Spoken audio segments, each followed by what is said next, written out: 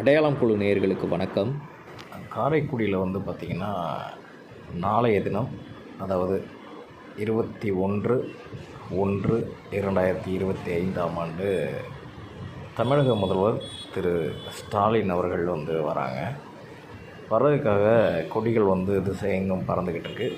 இது காரைக்குடி நகராட்சிக்கு அருகாமையில் தேவர் சிலைக்கு எதிரில் இந்த கொடி கம்பங்கள் நட்டு வச்சு பறந்துக்கிட்டு இருக்குது. சும்மா கொடி தூக்குறதும் கொடிகள் நட்டு வைக்கிறது மட்டும் மக்கள் நலனில் அக்கறை செலுத்துவதாகவும் மக்களுக்கு உகந்த நல்ல காரியங்களில் ஈடுபடுறதாகவும் அர்த்தம் கிடையாது.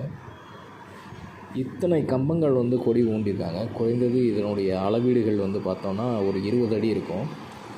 அது போக பார்த்திங்கன்னா மேலே வயர் லைன் போகுது. நல்லா பாருங்கள், அந்த ஈபி லைனுக்கு மேலே போகுது.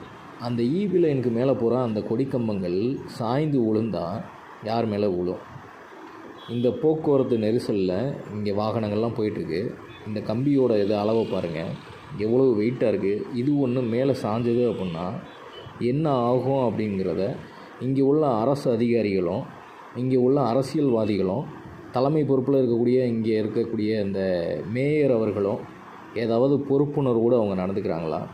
இந்த கொடி கம்பங்களை பார்க்கக்கூடிய தமிழக முதல்வர் இது மாதிரி வைக்கிறதுக்கு இனி இது வைக்காதீங்க, இந்த மாதிரியான பெரிய கம்பங்களை வைக்காதீங்க, இது பொதுமக்களுக்கு பாதிப்பு, அது கீழே விழுந்தாலே யார் மேலேயாவது விழுந்தால் கூட அது உயிர் சேதத்தை ஏற்படுத்தக்கூடிய ஒரு நிலையில் தான் இருக்குது அப்படிங்கிறத உணர்ந்து இதற்கு மேலே அவங்க இந்த மாதிரியான கொடிக்கம்பங்கள் ஊன்றதை தவிர்த்துக்கணும்.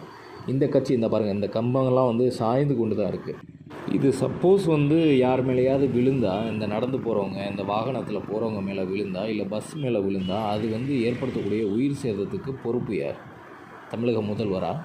இல்லை இங்கே இருக்கக்கூடிய பொறுப்பில் இருக்கக்கூடிய மேயரா? இல்லை அதிகாரிகளா? யார் பொறுப்பு ஏற்பாங்க?